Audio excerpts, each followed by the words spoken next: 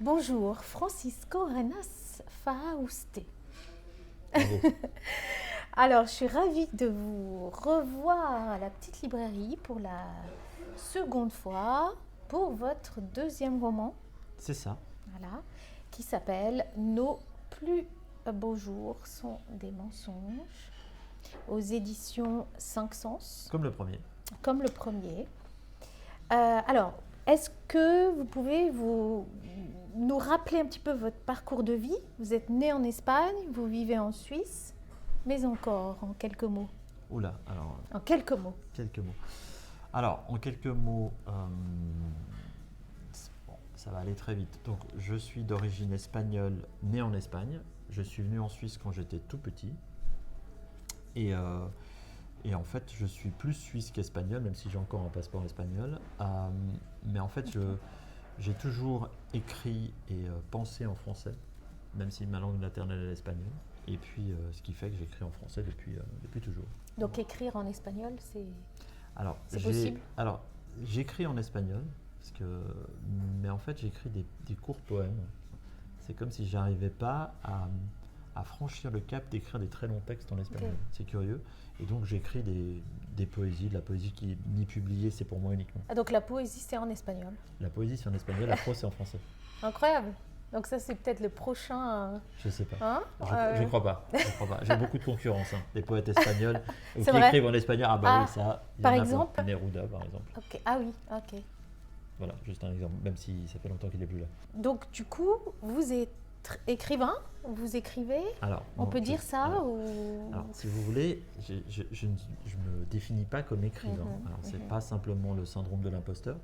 C'est que je pense que quelqu'un qui est écrivain, c'est quelqu'un qui pense littérature, qui vit pour la littérature. Alors, qui vit pour la littérature, ça ne veut pas dire qu'il vit de la littérature, parce que vivre de la littérature, c'est compliqué, mais dont c'est un des aspects fondamentaux. Moi, j'ai plein de choses dans ma vie. L'écriture, c'est une forme d'évasion pour moi, mais c'est pas quelque chose qui me constitue principalement. Je m'estime pas être un écrivain dans la mesure où, même si demain, on me disait, tu peux vivre de ta plume, ça te dirait de ne faire qu'écrire, je souhaiterais pas l'être. Non, c'est pas quelque chose qui m'intéresserait. C'est pas un besoin non plus. Non, c'est pas un besoin. Et c'est pas ni un besoin ni un désir. Je pense qu'il y a tellement de choses dans la vie que j'aime pas m'enfermer dans le rôle d'écrivain ou dans le rôle de, je sais pas, de sculpteur, de peintre. Je fais pas de sculpture, je fais pas de peinture, mais voilà. Pour moi, c'est une façon de m'exprimer comme une autre, mais c'est pas quelque chose qui me constitue. Voilà. Alors, la question habituelle que je pose, qui est un peu réductrice, mais que j'aime bien quand même. Pouvez-vous résumer en 3 mots-clés votre roman? Et là, je vous laisse tout seul. Alors, 3 mots-clés. Honnêtement, je pense que tout le résumé du livre tient dans le titre. Je pense que vous êtes en train déjà de répondre à ma prochaine question. Alors, d'abord, 3 mots-clés. Si c'est possible. Alors forcément, non. Alors forcément, il y a le terme mensonge qui est évident. Mensonge, illusion, apparence, etc. Qu'on peut résumer sous mensonge, on va dire. Je pense que un autre mot-clé de ce roman, c'est l'écrit. C'est l'écriture. Ah. Donc c'est le mensonge, l'écrit et... je dirais le rêve. Voilà. Rêve, mensonge, écrit. Merci. Alors prochaine... rêve, mensonge, écrit, ça marche. C'est un rêve, un mensonge qui est écrit. C'est le deuxième titre du livre. Alors, vous avez une couverture qui attire le lecteur. Que représente pour vous la couverture de ce roman? C'est une peinture. Oui. Sans divulgacher l'histoire, est-ce que vous pourriez nous en dire 2 mots? D'abord, c'est l'histoire d'une jeune femme. Enfin, je dirais, l'histoire est vue du point de vue d'une jeune femme. Et c'est une jeune femme qui a grandi au bord de la mer et qui va peut-être retourner au bord de la mer. D'où l'histoire se passe en 1910. Cette peinture de Joaquín Sorolla a été faite en 1910. Donc elle est parfaitement en raccord avec l'histoire. C'est de qui? Joaquín Sorolla. C'est un C'est un peintre, un grand peintre espagnol, Okay. qui a son musée à Madrid. C'est un des grands peintres espagnols de la fin du 19e et du début du 20e. Ça dégage beaucoup de romantisme, je trouve, et Oui. de mélancolie. Alors, est-ce que c'est voulu? C'est absolument. C'est en fait, c'est une histoire qui semble être une histoire romantique, une histoire d'amour entre un homme, une femme qui ont connu des destins, etc.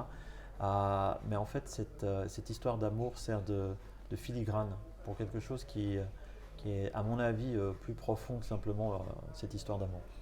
Et en fait, ce qui me plaisait dans ce tableau, en fait, c'est une partie du tableau. Le tableau est beaucoup plus grand, il y a 2 personnages, là il n'y en a qu'un seul. C'était le regard de l'héroïne, parce qu'elle a un regard énigmatique et on ne sait pas à quoi elle pense, et un peu comme la Joconde. Et je trouvais que c'était intéressant parce que c'est un personnage qu'on a du mal à cerner. On ne sait pas exactement quels sont ses sentiments. Et le personnage principal qui s'appelle Mathilde de ce livre est quelqu'un qui, d'après moi, est difficile à cerner. Il s'appelle Mathilde ou il s'appelle… On ne peut pas en dire plus. On ne va pas en dire plus. Alors, on arrive au titre. Donc, titre, je trouve aussi très poétique du roman et qui est d'ailleurs tiré, sauf erreur, d'une phrase, page 97 ou 97. Alors, je ne connais pas la pagination par cœur, mais oui, quelque part par là, oui, je pense. Voilà. Ou réalises-tu aujourd'hui que tes plus beaux jours étaient des mensonges? Oui. Donc, j'ai envie de vous poser toute une série de questions par rapport à la morale de cette histoire, finalement. Donc, j'ai repris quelques phrases de votre livre, puis on verra ce que ça donne. D'accord, allons-y. Alors, est-ce qu'on pourrait dire que la morale de l'histoire, mais il va falloir nous aiguiller, hein. Est-ce qu'on pourrait dire l'argent ne fait pas le bonheur, par exemple, ou dans un peu la même idée, la modestie et la pauvreté, loin du grand monde, permettent de préserver ou privilégier un grand amour? Alors ça, c'est plein de questions, on va essayer de développer. Oui, alors, il y a dans cette question une histoire de riches et de pauvres et de… Oui, alors voilà, effectivement, dans le roman, il y a une histoire de riches et de pauvres. Ouais. Moi, je pense qu'un des drames de notre société, c'est le choix. On a tellement de choix que pour finir, on ne sait plus quoi choisir, et quand on a choisi quelque chose, finalement, on regrette parce qu'on pourrait avoir un autre choix. Bon. L'insatisfaction perpétuelle. Voilà, on est parfaitement et tout le temps et perpétuellement insatisfait, parce qu'en fait, on a des choix multiples tout le temps. Voilà. Et la richesse apporte ça. Si vous êtes pauvre, vous n'avez pas tellement de choix. Voilà, vous n'avez pas le choix de votre lieu d'habitat, vous n'avez pas le choix de votre travail, vous n'avez probablement pas le choix de votre conjoint, au moins de choix, on va dire c'est comme ça, malheureusement. Il y a un rapport à l'argent qui est quand même important dans les choix qu'on fait, même dans les choix de compagnons de vie. C'est comme ça. Hein. Et surtout à cette époque, ça se passe au 19e. Donc, au 19e, les castes et les classes sociales étaient encore plus importantes que maintenant. Donc on ne pouvait pas se marier avec n'importe qui en fonction de la classe sociale dans laquelle on était. Ou disons, c'était beaucoup plus compliqué qu'aujourd'hui. Puis il y avait même les dots qui n'existent plus maintenant. Etc. Et puis, maintenant c'est un petit peu… Peut-être, est-ce qu'on a des dots numériques maintenant ? Le nombre de followers, est-ce que ça fait partie de la dot? Je ne sais pas. Enfin bref, c'est une autre réflexion. Donc tout ça pour dire que, effectivement, je pense que avoir une certaine humilité, être d'une couche sociale relativement humble, ou en tout cas plus humble, permet finalement de se poser moins de questions. Parce que finalement, on a moins de choix. Donc on se contente de ce qu'on a, et finalement se contenter de ce qu'on a, c'est pas forcément si mal que ça. Et d'ailleurs on le constate aujourd'hui, on a le choix entre tout. Finalement, on n'a jamais été aussi insatisfait et aussi malheureux que maintenant qu'on a le choix de tout. Alors qu'on a l'impression que dans des générations, mais c'est peut-être nous qui pensons ça, peut-être que des personnes à l'époque pensaient différemment, je ne sais pas, mais j'en suis pas persuadé. Alors que si on se porte vers le passé, on se rend compte que finalement, en vivant plus modestement, en ayant moins de choses, on accordait plus de valeur aux choses simples et on appréciait ces choses simples que maintenant on n'apprécie plus du tout. On crée l'envie aussi maintenant. C'est comme ça. Donc ça, c'est une des dimensions, mais c'est pas la dimension principale du roman, je dirais. C'est une des dimensions. Effectivement, il y a une histoire de classe sociale entre les différents protagonistes qui sont amoureux l'un de l'autre sans pouvoir tout dire.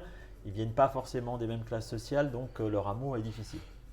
Voilà, donc Quoique. on va continuer parce qu'il y a plusieurs morales, on pourrait dire. J'ai lu Les Fables de La Fontaine il n'y a pas longtemps, donc j'ai ça en tête. Est-ce qu'on pourrait dire les mots ne sont que rêves et pièges et illusions, mais sans eux, il n'y aurait que l'ennui. Alors oui, on peut dire ça. Est-ce que ce serait une morale aussi? Alors, ça pourrait… Ou une leçon? Alors, une des raisons pour lesquelles j'ai écrit ce livre aussi, c'est une réaction… modeste réaction et à mon niveau sur la partie de l'autofiction. Tout le monde raconte sa vie et tout le monde veut essayer de raconter la vérité. Or, la vérité dans l'écrit, ça n'existe pas. C'est une illusion, encore une. Et en fait, j'ai voulu faire de l'écriture elle-même un personnage du livre. C'est-à-dire que l'écriture elle-même, parce que c'est quelqu'un qui… Alors, j'ai résumé un petit peu l'histoire. C'est une femme d'une 50aine d'années qui habite dans un hôtel particulier dans le 8e arrondissement, très luxueux, des gens qui ont beaucoup de moyens, etc. Elle reçoit un courrier, elle reçoit une lettre. C'est le début de l'histoire, donc on ne spoile pas trop. Et en recevant cette lettre, cela va lui donner une vision différente, une perception différente des étapes qu'elle a eues dans sa vie. Et en fait, je voulais faire de cette lettre, ainsi que d'autres lettres, parce qu'en fait, ce roman est à moitié épistolaire, à moitié narratif. Donc, c'est des lettres qui sont enchâssées dans un récit tout à fait classique, enfin plus classique, plus narratif. Eh bien, j'ai voulu faire que ces lettres soient un personnage en elles-mêmes, c'est-à-dire qu'elles changent la perception qu'on avait. Et donc, un des messages, c'est que finalement, l'écrit qui amène l'illusion, l'écrit qui amène l'enchantement, on essaye désespérément aujourd'hui de faire dire à un livre la vérité. On dit voilà, ça c'est la vérité, c'est tel que j'ai vécu les choses. Annie Ernaux est en plein là-dedans, et voilà.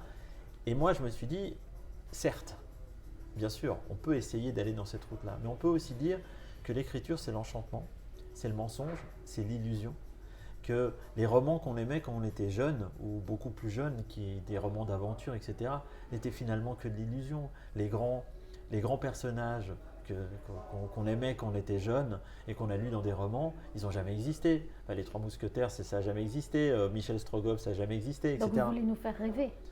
Alors, interpeller sur le fait, alors rêver, je ne sais pas, si j'y arrive, ce serait bien, mais je ne crois pas. En tout cas, interpeller sur le fait que l'écrit, on lui donne une valeur de vérité, et qu'il faut se poser la question.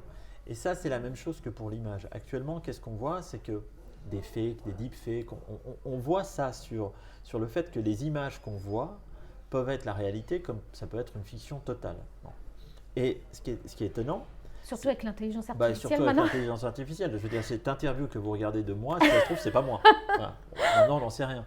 Ça se trouve, c'est mon voisin de palier, ou bien c'est ma tante, enfin, on ne sait pas. Voilà.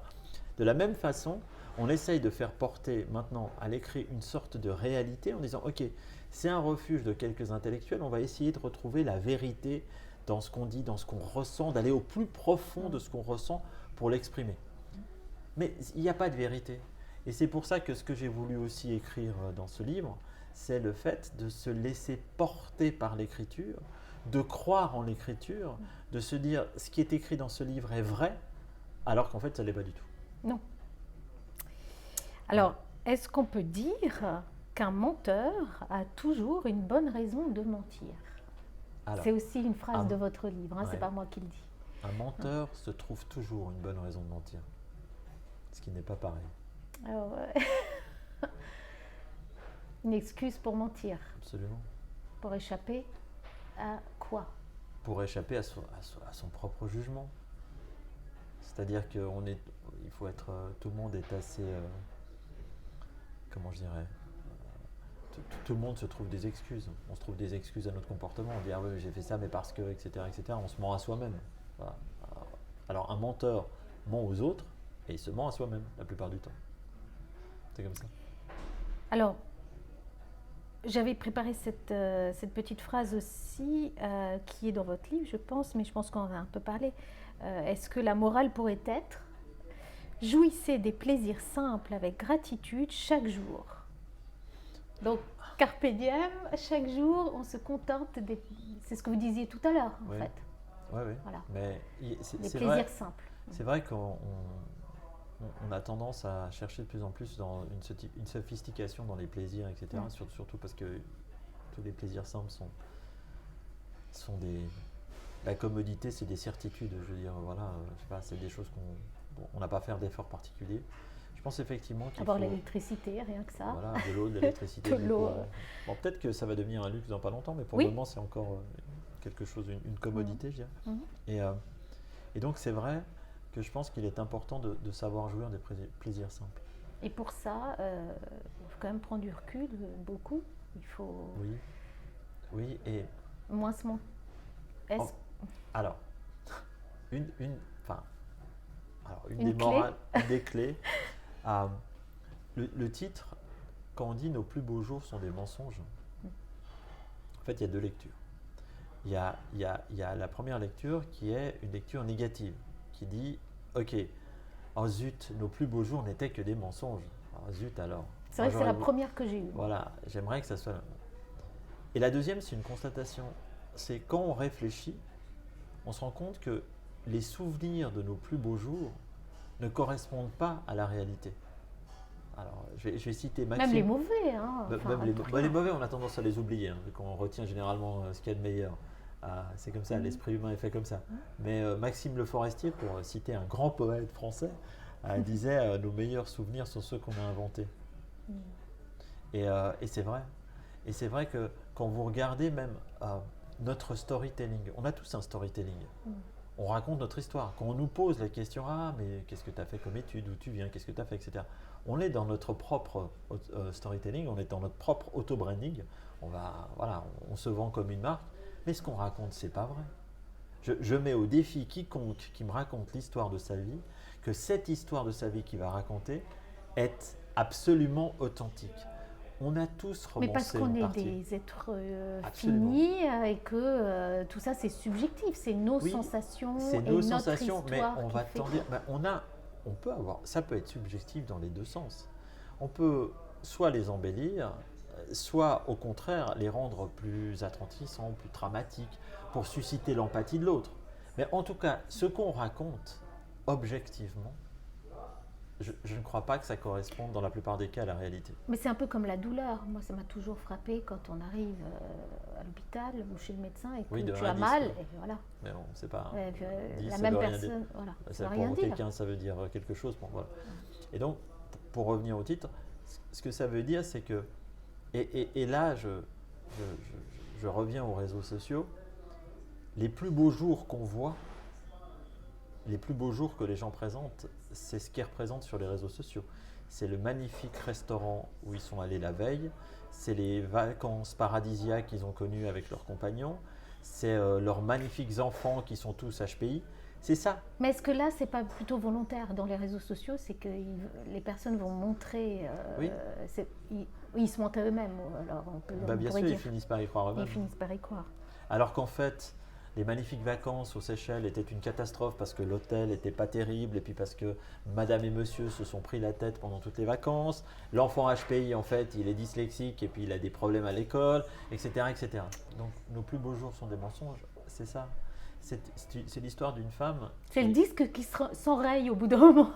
C'est au bout d'un moment, cette femme, enfin l'héroïne et le héros vont croire à leurs mensonges parce que ça leur fait du bien. Et puis parce que finalement, et c'est une des phrases qu'il y a dans le livre, qui est est-ce que les moments d'enchantement qu'on a et les moments où on est pleinement heureux quand on est enfant, est-ce que c'est pas en jouant à être une princesse, en jouant à être un prince, quand finalement on incarne d'autres personnages et on n'est pas vraiment soi-même? Parce que finalement, être nous-mêmes, ça nous ennuie. Et ça, c'est une autre interrogation. Et donc, on vit, dans ce roman, on vit dans l'illusion permanente, comme la plupart des gens communiquent une illusion qui ne correspond pas à leur vie. Et je suis sûr que tu as fait 1 million d'interviews. Dans ces interviews, on va voir, les gens vont expliquer leur vie. Mais ensuite, quand on va gratter derrière, je stigmatise personne, hein, je connais personne, enfin peu importe, mais on va gratter derrière, on va se rendre compte que la réalité n'a rien à voir avec ce qu'on a véhiculé comme image lors d'une interview. Finalement, ce qu'on veut donner, c'est nos plus beaux jours. On veut donner la plus belle image de nous-mêmes, la plus belle version de nous-mêmes. Mais la plus belle version de nous-mêmes, les plus beaux jours, nos plus beaux jours ne sont que des mensonges. Alors, est-ce qu'on pourrait dire aussi, apprenez à vivre dans le moment présent? Aussi. Parce que dans votre roman, il y a le passé, le présent, on parle pas, l'un influe sur l'autre. Alors, ça c'est une idée. Il y a aussi une histoire de notion du temps. Oui. Alors, en fait, moi je pense que alors, ce qui nous constitue, c'est nos souvenirs. Ça, j'en suis persuadé. Nos souvenirs qu'on a embellis, qu'on a, etc. Et c'est ce qui nous permet aussi parfois d'être, de trouver du réconfort et finalement de trouver qui nous sommes. C'est ce qu'on a vécu avant, c'est notre passé. Et d'ailleurs, c'est pour ça que tant qu'on n'a pas un certain vécu, on a du mal à se retrouver soi-même, je pense. Bon. On se construit comme un puzzle. Ouais, on se construit. Et moi, de nouveau, c'est quelque chose que je ne sais pas si j'ai dit la dernière fois. Je pense que les souvenirs et la mémoire, c'est un sens. C'est un sens à part entière qui appelle tous les autres sens. On peut se souvenir d'un parfum, on peut se souvenir de quelque chose qu'on a vu, de quelque chose qu'on a entendu, de quelque chose qu'on a ressenti. Bon. Et ce sens, qui est un espèce de 6e sens, c'est une espèce de noyau qui nous constitue. Et en fait, quand on se rend compte que ces souvenirs, ce qui est le cas dans ce livre, qu'on a ce noyau qu'on a construit au fil des ans et qui en fait nous constitue en fait, et qui en fait nous permettent d'être debout. Parce qu'il y a une phrase que disait mon père, que je trouve, qui est une phrase en espagnol que je vais traduire, qui disait « On ne peut pas vous enlever ce que vous avez dansé ». Dites-le en espagnol juste pour… Non, je ne vais pas le faire. C'est-à-dire que ce que vous avez dansé, c'est quelque chose qu'on ne peut pas quantifier. C'est quelque chose qu'on ne peut pas raconter. Parce que ça ne veut rien dire. Raconter, oui, j'ai beaucoup dansé, bon, d'accord. Mais c'est quelque chose qui est en vous. Ce plaisir que vous avez eu, ces sensations que vous avez eues, vous les avez gardées en vous et ça vous constitue. Et on ne peut pas vous les enlever. Elles sont en vous. Bon. Eh bien, l'histoire de cette héroïne, c'est quelqu'un qui a un noyau qui la constitue. Et ce noyau qui la constitue va être explosé. Et qu'est-ce qu'on fait quand on a un noyau qui explose? C'est-à-dire que quand les souvenirs qui nous ont constitués explosent, il y a plusieurs réactions. Et ce qu'elle va décider de faire, c'est de garder ce noyau, même si elle sait qu'il est faux. Parce que exploser nos souvenirs est tellement douloureux, ce qui nous constitue, qu'en fait, elle va préférer les garder. C'est très profond. Je suis très contente de cette interview parce que je pense que en lisant, on peut le lire à plusieurs degrés. Oui. Ben justement, et en fait, donc c'est très superficiel ou alors voilà. Aller profondément. Parce qu'en fait, si vous voulez, moi je pense que, moi comment je vois c'est qu'en fait, moi j'adore les Astérix et les bandes dessinées qui ont plusieurs niveaux de lecture. Vous pouvez les lire, de façon superficielle, puis c'est amusant. Où vous pouvez, et d'ailleurs c'est en fonction de l'âge, c'est de 7 à 77 ans, on le lit d'une façon à 7 ans, puis on le lit d'une autre façon à 77. Alors, en toute modestie, moi j'ai essayé de faire quelque chose qui a l'air léger, qui se lit facilement, qui a l'air léger, parce qu'en fait, je pense qu'on peut véhiculer des choses compliquées de façon simple. Et en fait, c'était écrit de façon légère, et puis ça se lit tout seul, voilà, il n'y a pas de complexité particulière à ça. Et en fait, il y a un message derrière qui est dans le titre. Et le titre, en fait, résume tout le livre. Le titre, c'est vraiment dire, nous, les êtres humains, avons besoin du mensonge pour constituer le noyau qui nous permet de rester debout. Parce que si on voyait ce noyau tel qu'il est vraiment, si on ressentait notre enfance telle qu'elle a été, et puis pas telle que nous… Alors ça peut être plus négatif qu'on le pense ou pas positif, dans les deux sens. Mais si on le ressentait tel qu'elle était vraiment, on serait constitué différemment. Et en fait, Mais ça, on ne peut pas y échapper. Ah non, On peut pas échapper à ça. On peut pas échapper à ça. On peut pas. On peut pas. C'est une constatation, c'est pas de jugement. Mais comme je l'avais dit dans l'autre interview, je suis en train d'écrire une trilogie sur l'illusion, le mensonge, tout ça. Dont le premier était le conte foudroyé, ça c'est le deuxième. Le troisième n'a pas encore de titre, mais voilà. Attention. Voilà, on verra bien. Oui. Mais il a un titre provisoire, mais il n'a pas de titre définitif. Et en fait, donc le propos de ces 3 livres, c'est de raconter les 3 réactions qu'on a vis-à-vis de l'illusion et du mensonge. Soit on est dans le déni. Dans le premier, il était dans le déni. Il ne voyait pas ce qu'il voulait voir. Exact. Dans celui-ci, elle le voit, mais elle préfère de garder son noyau. Okay. Et dans le troisième, c'est quelqu'un qui va aller dans la vérité et qui va décider d'affronter la réalité malgré la dureté de la réalité. Oula. Et en fait, la façon dont ça a été pensé, enfin je l'ai pensé, c'est qu'en fait, plus on rejoint la réalité, plus on va s'approcher du personnage. Alors, le premier roman est écrit à la 3e personne. Le deuxième roman est écrit à moitié à la 3e personne et à moitié à la première personne. Parce que les courriers, la partie épistolaire est en je, et puis ensuite le reste c'est narratif, c'est il, c'est voilà. C'est un point de vue d'omniscient, etc. Le troisième, pour se rapprocher du cœur du narrateur, sera la première personne entièrement. Donc on fait il, je. Okay. Voilà. Et on va essayer de se rapprocher de la vérité en se rapprochant du jeu. Voilà, c'est comme ça que Est-ce que le personnage sera plus heureux à Je ne crois pas qu'on est plus heureux dans la réalité. Ok. Alors justement, c'était c'était un petit peu la suite où je voulais en venir, où je voulais vous poser la question. L'illusion, le mensonge est un moyen de masquer la réalité ennuyeuse de la vie. Alors oui, oui, ça ou non. c'est oui, bien sûr. Et je dirais même qu'il y a une notion de nécessité. C'est la fameuse illusion vitale, etc., dont j'avais parlé, qui est, je pense, qu'il y a une notion de nécessité à se mentir et à mentir, en tout cas à se mentir, ça c'est sûr, mentir aux autres également, pour préserver un certain bien-être. Un socle. Exactement. Et en fait, ce qui est marrant, c'est qu'on est dans une époque, et je suis désolé de revenir aux réseaux sociaux, on est dans une époque où c'est tellement vrai. Ça n'a jamais été aussi vrai que maintenant. Je veux dire, jusqu'à maintenant, on était il y avait une certaine réalité du corps. C'est-à-dire qu'on pouvait mentir sur son appartenance sociale, on pouvait mentir sur ce qu'on avait fait dans la vie, sur ses diplômes, sur ses... Je sais pas, peu importe, on pouvait mentir là-dessus. Mais il y avait quelque chose qui était lié au corps lui-même. Maintenant, on est dans le mensonge du corps. L'apparence physique qu'on communique, ce n'est pas notre vraie apparence physique. On arrive même à se modifier alors d'une façon virtuelle et même à essayer de se modifier, ou à se modifier d'une façon réelle pour ressembler à ce qu'on est virtuellement. Donc on est dans le mensonge, même dans le mensonge physique. On a des avatars.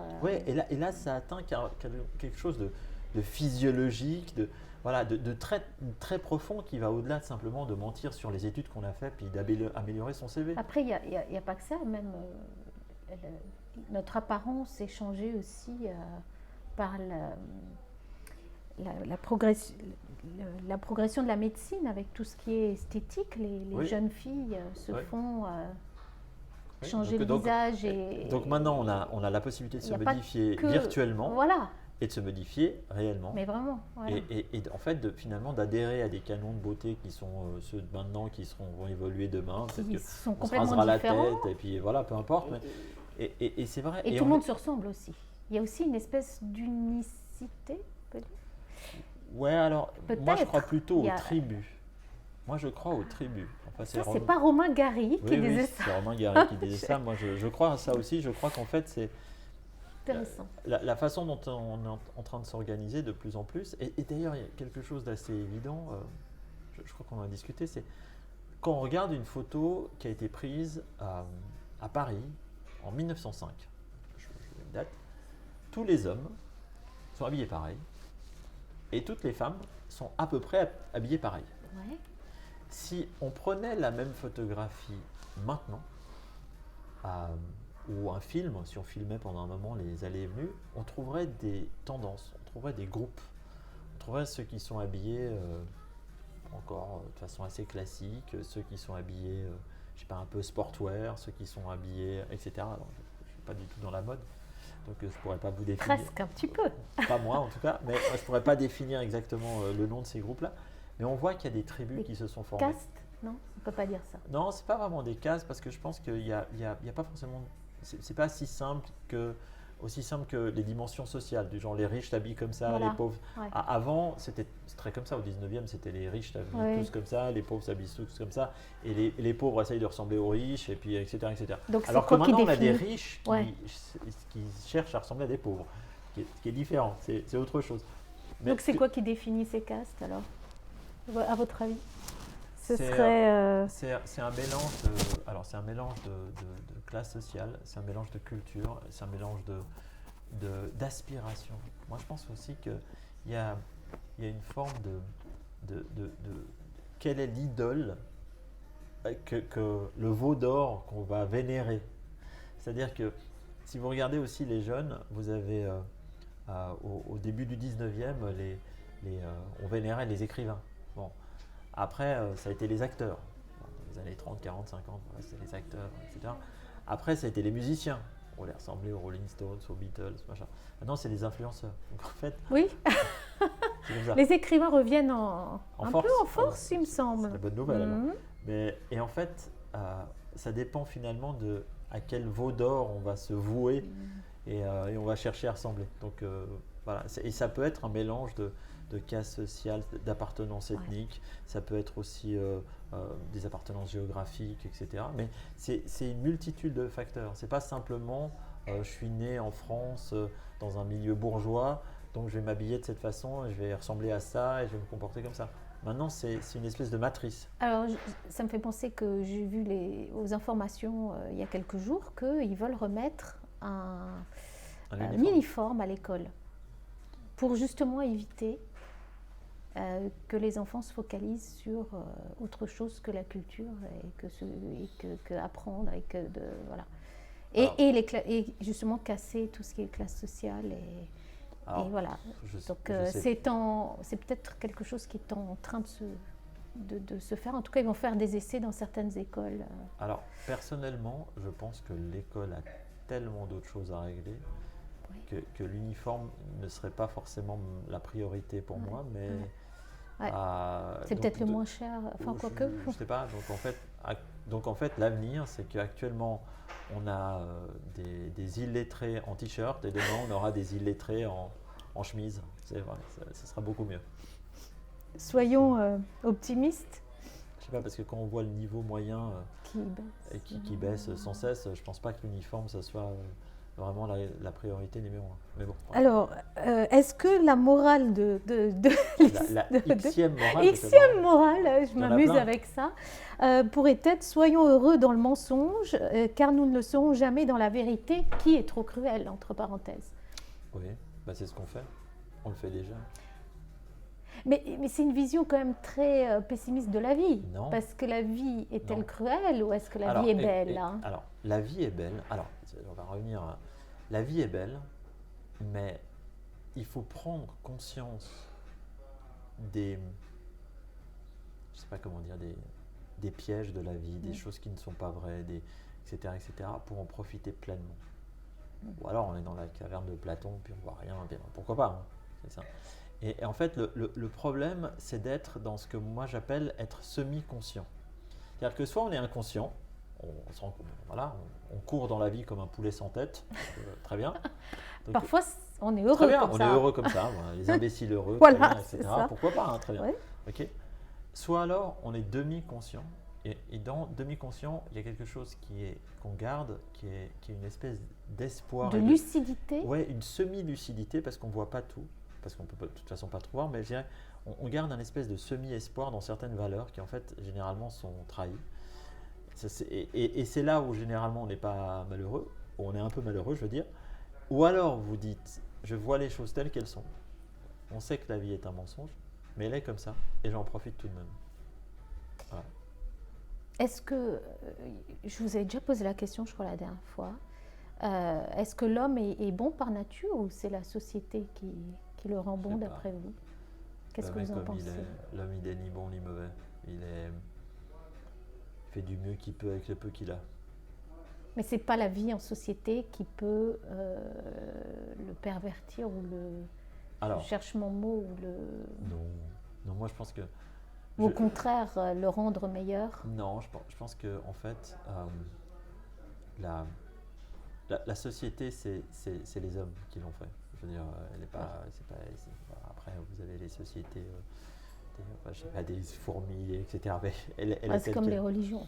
Je pense que si vous séparez les hommes et puis vous les remettez ensemble dans 3 millénaires, ils feront les mêmes erreurs.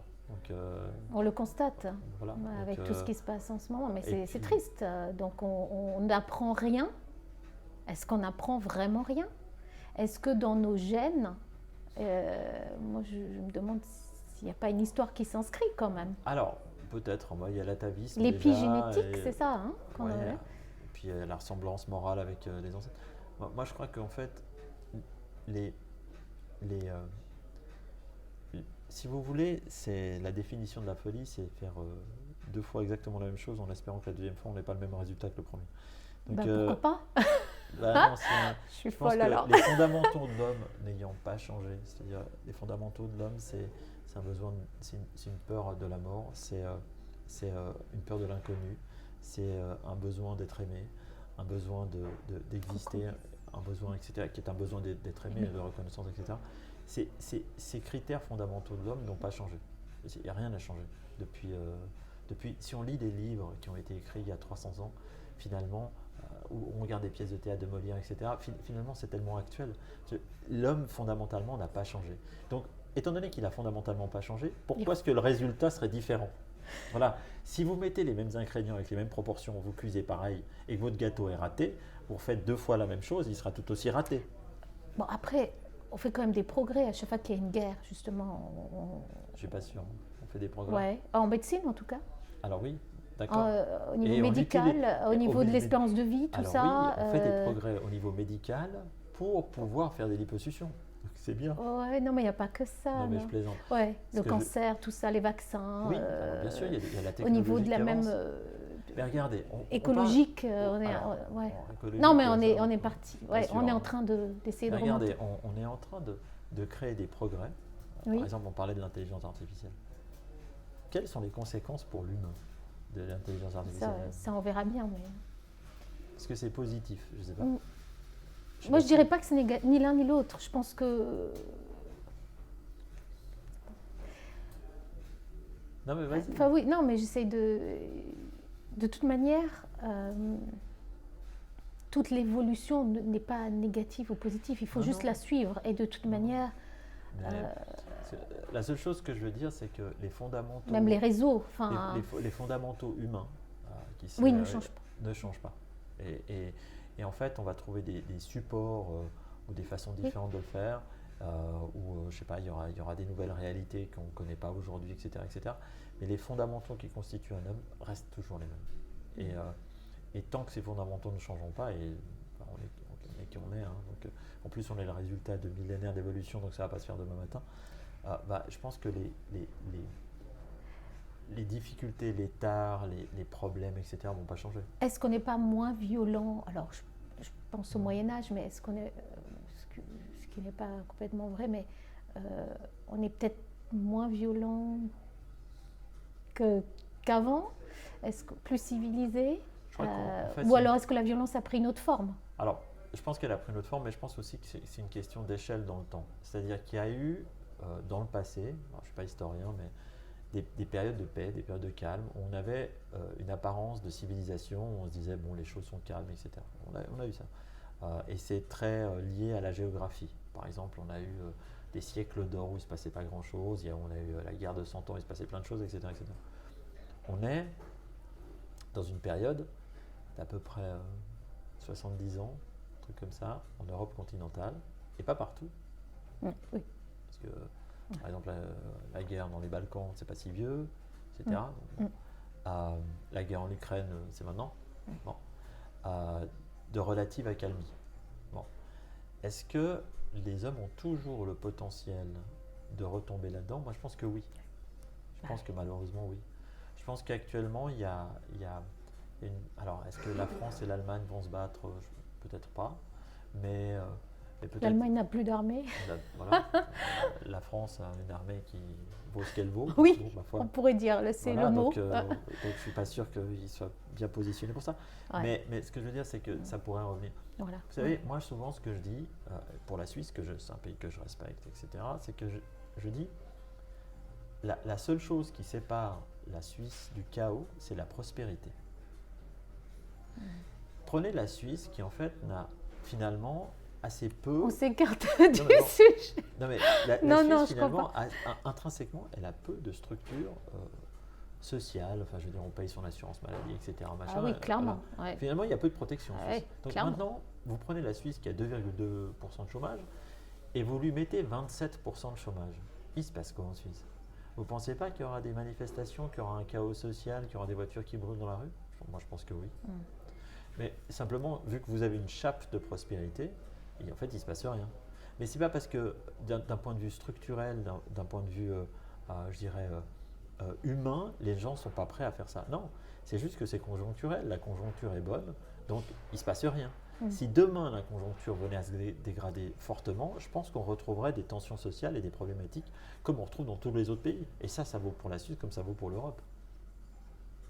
Après, il n'y a pas une histoire d'état d'esprit aussi, de culture, Regardez le Covid. D'héritage culturel. Moi, j'ai été absolument abasourdi par l'agressivité qu'il y a eu au moment du Covid entre les vax et anti-vax.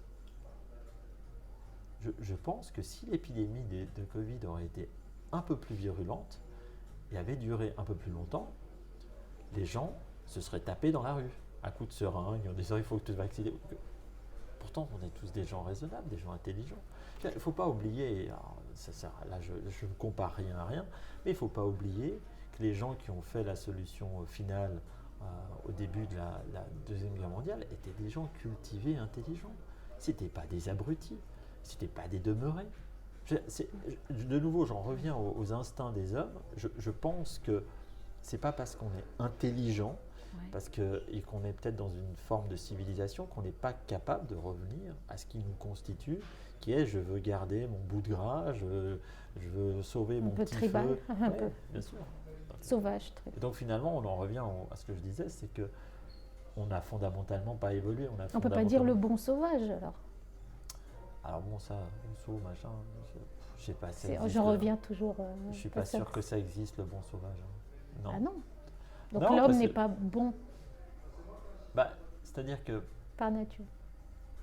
Je ne sais pas ce que c'est être bon par nature. Honnêtement, je ne sais pas ce que c'est bon et mauvais. Vous voyez ce que je veux dire? Déjà, il faudrait définir c'est quoi être bon et quoi être mauvais. Je pense que l'homme bien dit. Je pense que l'homme a une capacité d'être nuisible pour l'homme, qui est liée qui est là depuis toujours. Et je pense qu'en fait, elle n'a pas changé. Elle n'a pas changé. D'ailleurs, c'est marrant parce que la menace numéro 1 pour l'homme actuellement, ça reste l'homme. Je veux dire, ça fait des milliers d'années que la menace principale de l'homme, c'est pas le tigre aux dents de sabre ou le mammouth laineux. Je veux dire, la menace principale de l'homme actuellement, c'est l'homme. Et c'est comme ça depuis des millénaires. Et ça n'a pas changé. Alors maintenant, on dit peut-être que la menace de... On va devenir misanthrope. Peut-être, je le suis déjà. Alors, je continue. Est-ce qu'on pourrait dire qu'être heureux, c'est se glisser dans la peau de quelqu'un d'autre? Ou alors d'être insouciant et naïf, mais ça on en a parlé tout à l'heure. Mais se glisser dans la peau de quelqu'un d'autre. Est-ce que vous avez jamais vu enfin je pense que oui, comme tout le monde, à quel point il était jouissif et agréable d'être dans un carnaval, d'être déguisé en autre chose. Finalement, je n'ai pas souvent pratiqué, non, mais de se glisser dans la peau de quelqu'un d'autre ou de jouer un rôle, d'être avec des amis puis se dire ah ben tiens on va faire comme si on était je sais pas quoi. C'est agréable parce qu'en fait. Demander aux acteurs. Alors les acteurs souvent les rôles qu'ils font ça peut être douloureux. Oui. Parce que, voilà. Mais si on choisit quelqu'un de positif et puis quelqu'un qui finalement est une version qu'on apprécie, quelqu'un qu'on aimerait être, bien sûr que c'est agréable. Et puis, c'est ce que, de nouveau, c'est ce que font. Donc, ce serait la clé du bonheur, une des clés. Je pense qu'on peut se permettre. Et c'est un mensonge aussi. Bien sûr que c'est un mensonge. On peut se permettre des. C'est marrant parce que ça, c'est une question qu'on se pose souvent. Pour être heureux, il faut être soi-même, il faut être authentique, etc. Oui. Je sais pas. C'est vraiment la vibe, on va dire. En ce moment, c'est sois toi-même. Voilà. Voilà. Ça, c'est encore un truc. Ouais. Si tu veux, tu peux.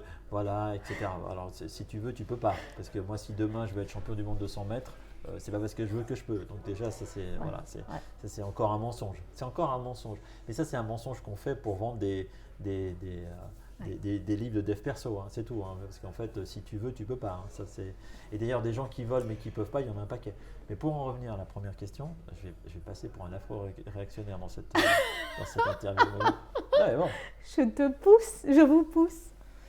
Mais je ne sais plus ce que je disais. Non, mais, donc, être heureux glisser dans la peau d'un autre. Ouais, on peut se glisser dans la peau d'un autre. Alors, et ce qui se passe, c'est qu'il y a des grands affabulateurs qui étaient extrêmement confortables et extrêmement heureux là-dedans. Et qui, en fait, voyaient là-dedans une forme d'art, l'art de duper, l'art de tromper. Tu penses à quoi, vous pensez aux politiciens? Ouais, alors, soit aux politiciens, soit l'autre jour, j'ai revu le talentueux Monsieur Ripley. C'est de l'art, le fait de se glisser dans la peau de quelqu'un, de faire croire qu'on est quelqu'un. Le fait, voilà, et on peut retrouver du plaisir et de la jouissance. Est-ce qu'on peut vivre perpétuellement là-dedans? Certains l'ont fait. Certains, ça s'est bien fini, d'autres, ça s'est mal fini. Parce que c'est un peu dans votre roman, il y a un petit peu de ça. Bien sûr, on est d'accord. Il y a tout à fait de ça. Et je pense que tout le monde l'a fait à un moment donné dans sa vie. Et d'ailleurs, je ne sais pas, je m'imagine un groupe d'amis en disant ah, bah, tiens, ce soir on va sortir, puis on va être les filles de Sex in the City. Puis on va s'acheter une paire de Louboutins, puis on va faire semblant de. C'est quelque chose de tout à fait humain et c'est quelque chose qu'on fait beaucoup. Et c'est des moments d'insouciance, c'est des moments où on est bien parce qu'on oublie qui on est, donc on oublie toutes les problématiques qui sont liées à sa personne. Voilà. Alors maintenant, est-ce qu'on peut faire ça tout le temps? Alors, je pense que c'est pas très sain forcément de faire ça tout le temps, mais est-ce qu'on le fait? Oui. Et est-ce que c'est des moments dans lesquels on se sent bien? Je pense que oui. Alors, écrivez-vous pour mentir?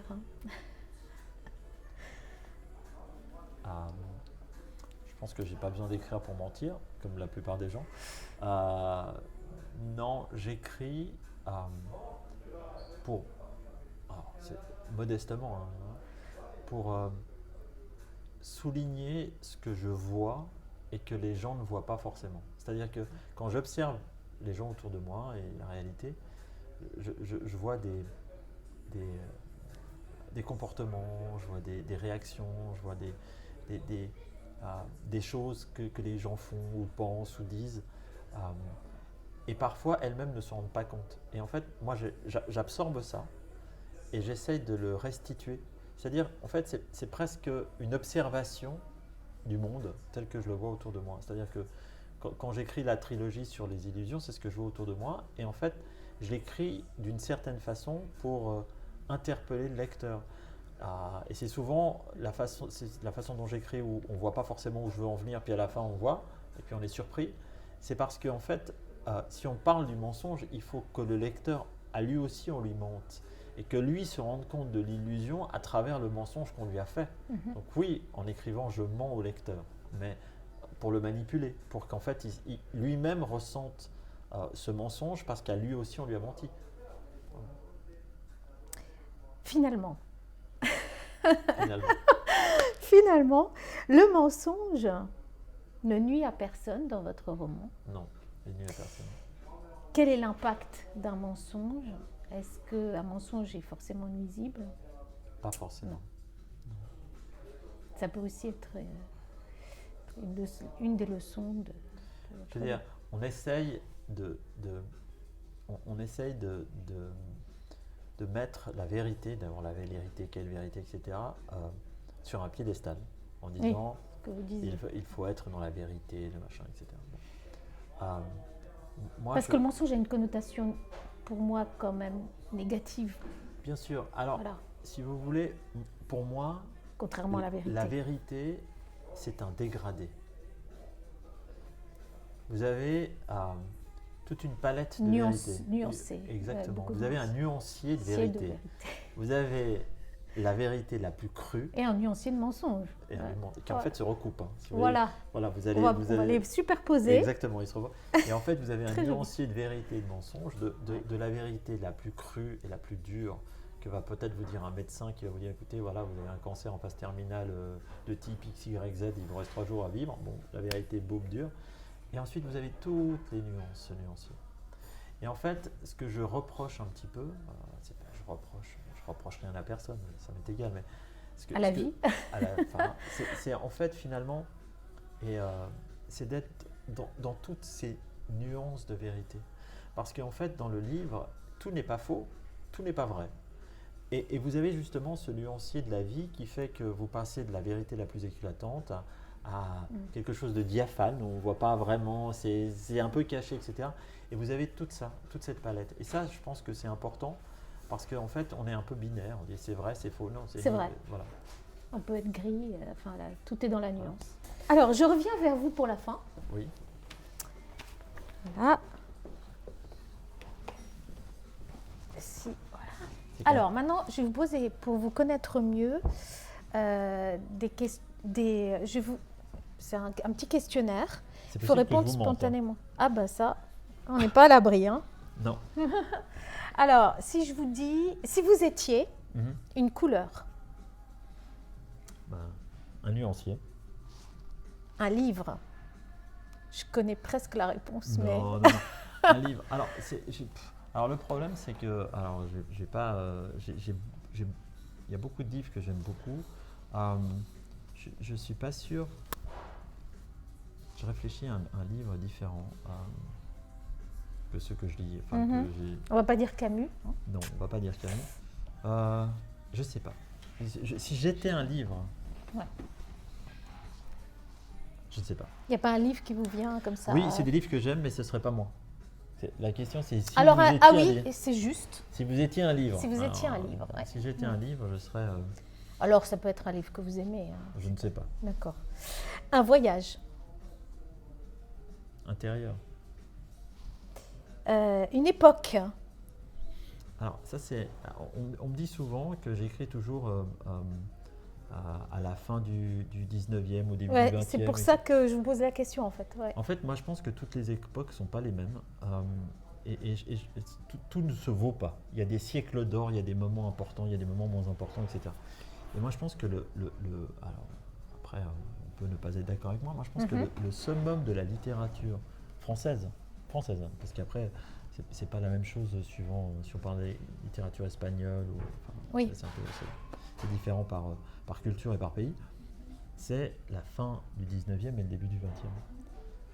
Et quand on parle d'écrit, quand on parle de l'écrit, j'aime bien me référer à cette période parce que je trouve que l'écrit avait une densité, une qualité qu'on a un peu perdue. Et c'est pour ça que c'est une époque qui me parle, parce que quand on parle de littérature, on dit toujours tout a été écrit. Oui, tout a été écrit, mais tout a été écrit en 1850 et 1950. Hein. C'est un peu ça, quoi. Okay. Et pour simplifier. Et puis, il y a autre chose, c'est que je trouve que même la façon dont s'exprimaient les gens, quand vous écoutez une interview qui était faite en 1934, je dis n'importe quoi, ou en 63, il y avait une qualité, un vocabulaire, la façon dont on travaillait la langue, quelque chose qui me parle. Ouais. Je ne sais pas si on était à la hauteur dans cette interview, mais voilà. Ouais, probablement pas, hein, mais on est dans une autre époque. Et c'est pour ça que ça m'intéresse, parce que j'aime bien étudier la langue et puis la travailler comme ça, mais ça ne pourrait pas être fait sur un roman contemporain qui se passerait il y a 3 jours. Parce que ce serait totalement anachronique. Oui, d'ailleurs, je crois qu'on n'a même pas le vocabulaire. Hein. Quand j'entends les adolescents de 17 ans, je comprends parfois pas tout. Mais parce qu'ils ont un autre vocabulaire. Ils ont un autre. Je pense que la langue est en train de changer de façon exponentielle. Alors je dis pas, il n'y a pas de jugement de valeur. Je dis pas que la langue de maintenant est mieux que. Mais je me reconnais plus dans celle de l'époque. Si vous étiez un vêtement. Une veste. Pourquoi ? Parce qu'on peut la retourner. On peut en prendre une veste. En fait, tu vas Alors, faire plein de choses avec une oh veste. punaise, oui. Alors, si vous étiez un mensonge, Ah, c'est un peu une question si j'étais un compliquée. mensonge, Je ne sais pas si c'est dur de répondre à ça. si j'étais un mensonge, je serais un beau souvenir qui n'existe pas. Une citation, si vous étiez une citation. Alors, alors, je reviens sur la belle citation de Maxime Le Forestier Mhm. qui disait nos plus beaux souvenirs sont ceux qu'on a inventés. Alors, le mot de la fin. Mon cher Francisco Arenas Farauste. C'est ça. Le mot de la fin. Bah écoutez, si vous avez aimé le premier, si vous allez aimer le deuxième, pardon, attendez avec impatience le troisième. Et qui sera prévu pour il est Alors, déjà commencé. Oui. Alors en fait, ma maison d'édition enfin, on a eu une discussion et puis je pense qu'on ne peut pas sortir des livres trop rapprochés. Oui. Parce que sinon, le livre suivant cannibalise le précédent. Parce que les lecteurs, ils disent, bon, voilà. Donc je pense que raisonnablement, si tout va bien, il sortira pour la rentrée 2024. 2024, ouais. Pour laisser le temps à celui-ci Bah oui. d'exister. Bah oui. Voilà. Merci beaucoup. Je vous en prie. À bientôt À pour le bientôt. troisième. Ah.